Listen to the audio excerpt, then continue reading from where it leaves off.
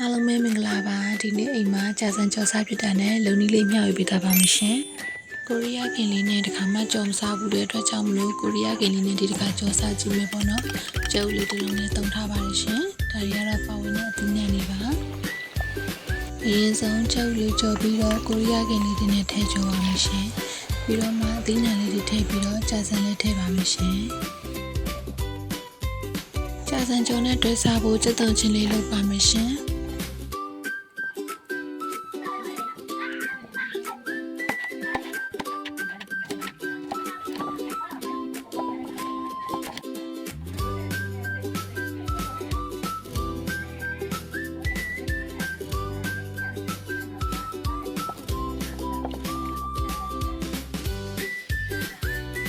အခုဆိုရင်တော့ရန်စားလို့ကောင်းတဲ့ကြာစံကြော်လေးရပါပြီရှင်အဆုံးထိကြည့်ပြီးလို့ကျေးဇူးပါနောက်ပေါ်ပါ